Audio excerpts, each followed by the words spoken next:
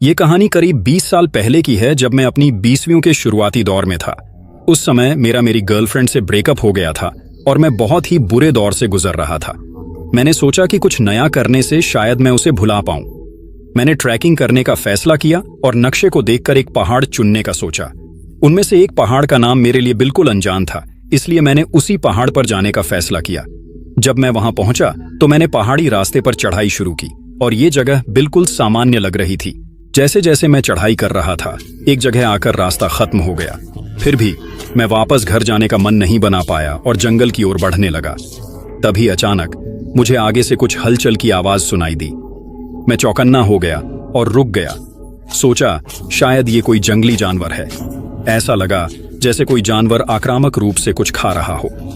मैंने धीरे से जमीन पर झुककर उस दिशा में देखा जहां से आवाज आ रही थी, और वहां कुछ हलचल हो रही थी। जब मैंने देखा तो मैं लगभग बेहोश हो गया। वो लाल फर से ढका हुआ था और उसका चेहरा समझ में नहीं आ रहा था। मुझे सिर्फ उसकी बड़ी सी नाक और मुंह दिख रहे थे और हर दांत मेरे अंगूठे के बराबर था। वो कुछ खा रहा था। हड्डियों को चबाने की आवाज पूरे पहाड़ में गूंज रही थी। उसके बड़े बड़े हाथ किसी जानवर की खाल को ऐसे फाड़ रहे थे जैसे कागज फाड़ा जाता है। उसके हाथ इंसान जैसे थे, लेकिन उसकी उंगलियां लंबी और मोटी थीं, इंसान की उंगलियों से लगभग 3 गुना बड़ी। वो जो खा रहा था वो एक बड़े जानवर की लाश थी, शायद भालू की।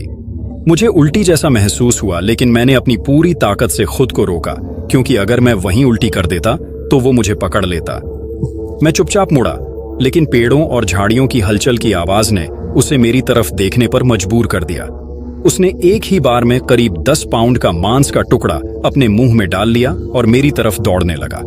जब उसने अपना शरीर उठाया तो उसकी लंबाई कम से कम 8 फीट की लग रही थी। उसका विशाल शरीर और रूप देखकर मेरी सांसें रुक गईं। उसकी आंखें चमकदार पीली थीं और उसकी पुतलियां इतनी छोटी थीं कि वो दिख ही नहीं रही थीं। वो 2 पैरों पर दौड़ा, बिल्कुल इंसान की तरह। वो मांस से भरे मुंह के साथ मेरी तरफ बहुत तेजी से दौड़ रहा था। मैंने सोचा आज मैं यहीं मरने वाला हूं। मैंने कोई चीख भी नहीं मारी। मेरे पैर कमजोर पड़ गए थे, लेकिन मैं पूरी ताकत से भागा। मेरे पीछे उसकी भारी भारी सांसें और कदमों की आवाज साफ सुनाई दे रही थी। ऐसा लग रहा था जैसे उसकी सांसें मेरे पीठ पर महसूस हो रही हों, लेकिन मुझे समझ नहीं आ रहा था कि ये हकीकत है या मेरी कल्पना। मैंने इतनी तेजी से भागा कि मेरे पैरों में जलन होने लगी, और कुछ देर बाद मुझे पीछे से कोई आवाज सुनाई नहीं दी तो मैंने पीछे मुड़कर देखा। वो रुक गया था और कहीं और देख रहा था। मुझे दूर एक हिरन जैसा कुछ भागता हुआ दिखा और फिर वो उस हिरन के पीछे भागने लगा। मुझे लगा अब मेरे पास भागने का मौका है, तो मैं जितना तेजी से हो सकता था नीचे की ओर भागा। पीछे से मुझे हिरन की चीखें और हड्डियों के टूटने की आवाजें सुनाई दी, लेकिन मैंने पीछे मुड़कर नहीं देखा। ऐसा लगा जैसे मैंने सिर्फ 30 मिनट में पहाड़ से नीचे उतर लिया, जबकि चढ़ाई में मुझे 3 घंटे लगे थे।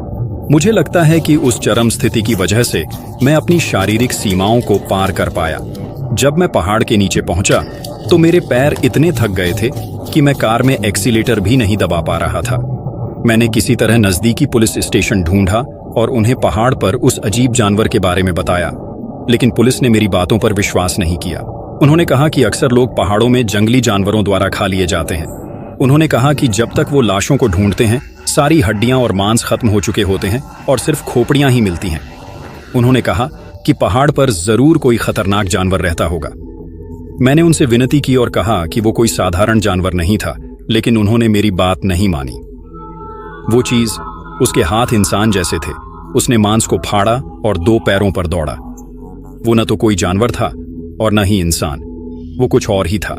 मैं घर गया और गूगल पर इसे ढूंढा कि क्या किसी और ने भी ऐसी कोई रिपोर्ट दी है, लेकिन मुझे ऐसा कोई जिक्र नहीं मिला। आज तक मुझे नहीं पता कि वो प्राणी क्या था या मैं उससे कैसे बच पाया।